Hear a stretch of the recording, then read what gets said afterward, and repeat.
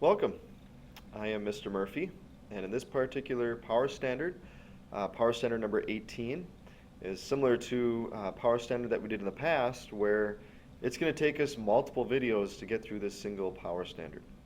This power standard is looking now at equations that are in standard form, and our ultimate goal is to graph an equation that's in standard form by using a number of different items like the vertex, the line of symmetry, the x-intercepts, the y-intercepts. But we're going to have to go through this, like I said, in multiple parts. So in this first video, we're going to be looking at how to find the how to find the vertex and how to find the equation for the line of symmetry when the equation is in standard form. Now let's look at some review here. Remember that an equation is in standard form when it's in that form ax squared plus bx plus c. Previously, we've talked about equations that are in vertex form. It's in vertex form when it's in the form y minus k equals a times x minus h squared. Now remember, the reason why we call this the vertex form of a parabola is we can easily see that we can easily get from that what the vertex of the parabola would be. The vertex is going to be the coordinate h and k from that equation. And remember, the line of symmetry is in the form x equals h. The line of symmetry is always going to be a vertical line, and vertical lines are always in the form x equals some number. So you want to make sure that you write it in the form of an equation. X equals, because it's in a vertical line, x equals whatever the h value is in your vertex. Now there's going to be two methods that you could use to do this. Today in this video we're going to be looking at the first method, which is by what's called completing the square. Completing the square is a very simple method for some equations, but for some others it can be rather challenging. So that's why it's important to be familiar with this method. But like I said, there's another method we'll look at in the next video that will make this a little easier.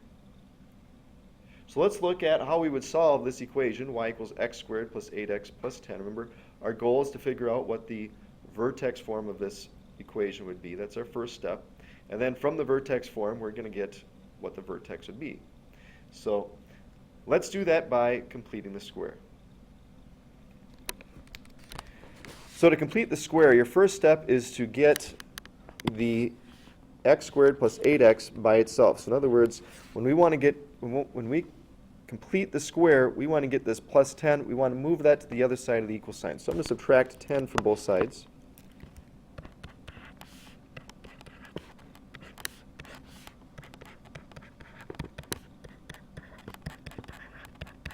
So that's your first step in completing the square, is to get rid of that c. Get rid of the piece that's on the very end.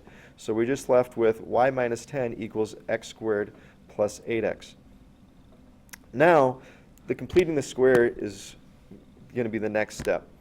What that means is that we take this middle term, the b, here in this case is 8, and we're going to add to this spot whatever half of b is being squared.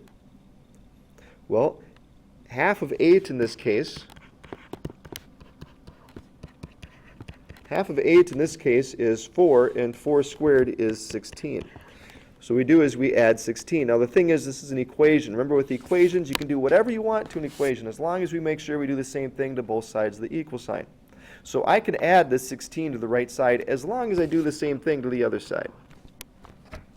So what I would have now is I would have the equation negative 10 plus 16 is 6. So I'd have y plus 6 equals x squared plus 8x plus 16. I'm very close to having my equation in vertex form, because remember, my equation in vertex form is in the form y minus k equals a times x minus h squared. Right now I have the left side looking right, or looking correct. Now I just have to get the right side of the equal sign looking correct.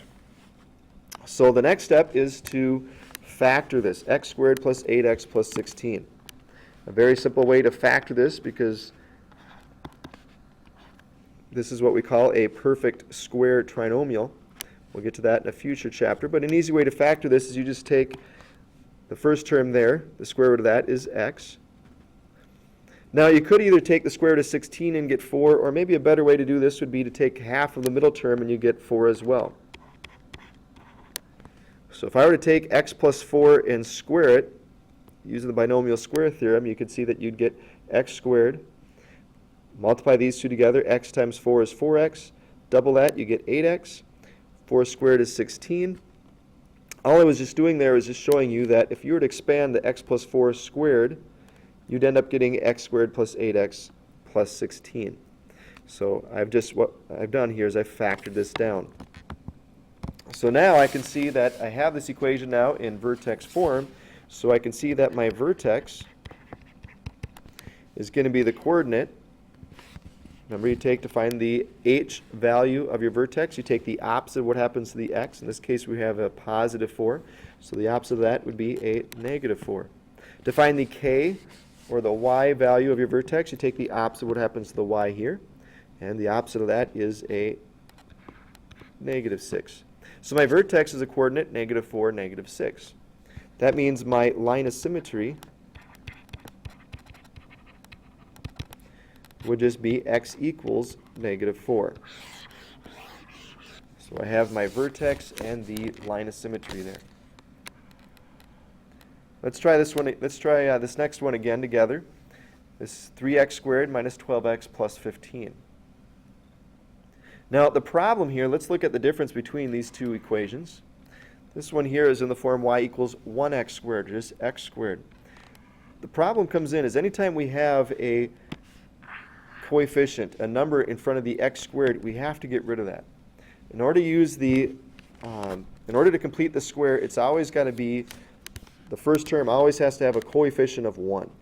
So if there's a coefficient that's not 1, we have to get rid of that by dividing everything by that coefficient. And by everything, I mean everything by 3 here. So as a result, we get y divided by 3 equals x squared minus 4x plus 5. And this is why completing the square, this is where this gets a little difficult. Because now we have this fraction on the left side, y divided by 3, that we're going to have to contend with later on.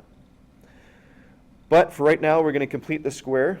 Since I have the coefficient there in front of the x squared is a 1, I can move on now.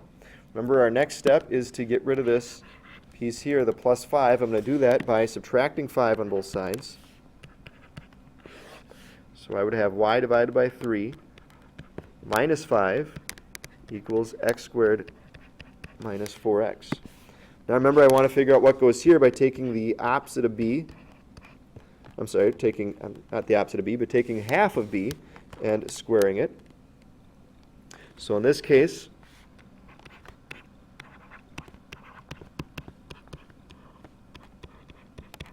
if I take half of b, well, half of negative 4 is a negative 2, but when you square it, it becomes a positive 4. Remember, whatever I add here to this side of the equation, I have to make sure I add to the other side of the equation. So now I would have y divided by 3, negative 5 plus 4 is a negative 1, equals x squared minus 4x plus 4. Well, now I want to get that right side of the equal sign I want to factor that down.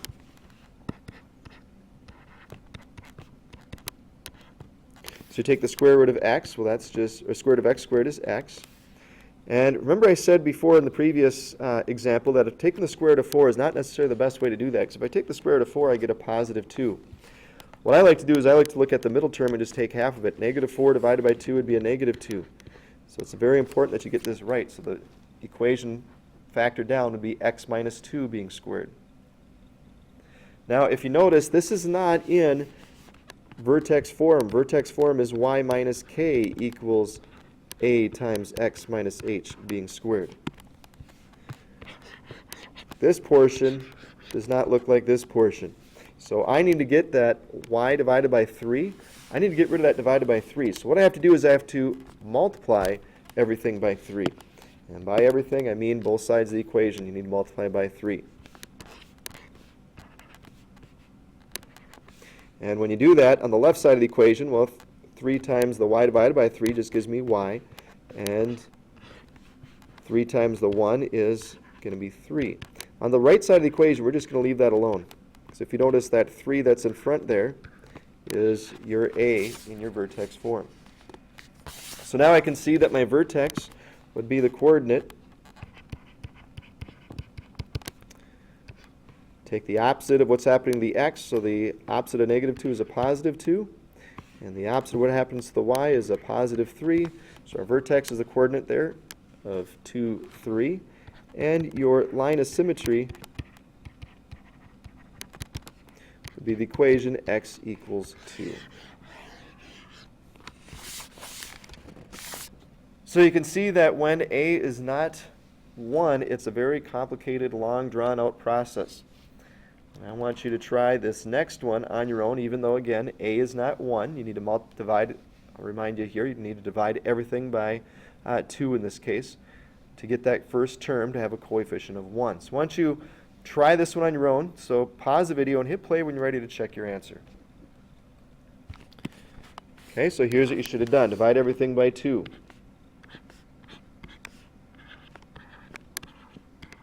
So when you do that, you get y divided by 2 equals x squared plus 6x, and negative 2 divided by 2 would be a negative 1. Now we can move on to the completing the square portion. So I'm going to start by adding 1 to both sides.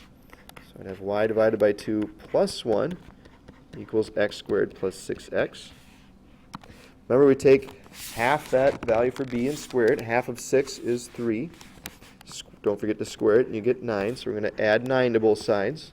So I'd have y divided by 2 plus 10 equals x squared plus 6x plus 9. Now we're going to factor down that right side of the equation. So half the middle term, half the 6, is 3. It'll be a positive 3 being squared. But again, this is not in vertex form, so I need to get rid of this 2 on the left side with the y divided by 2 by multiplying everything, meaning both sides of the equation, by 2. Doing so gives me on the left side here, I would end up with just y plus 20 equals, on the right side we leave that as 2 times x plus 3 being squared. So now your vertex would be the coordinate negative 3, negative 20.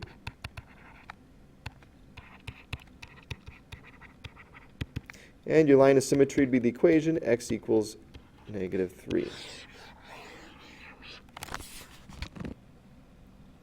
So there you have it. That is how to find the vertex and line of symmetry of a parabola that's in standard form by using the method of completing the square. If you found this particular method rather confusing or rather difficult or long-winded, you might want to try that next method. The next method is going to be using a little shortcut to help you find out what that vertex would be. So with that, good luck.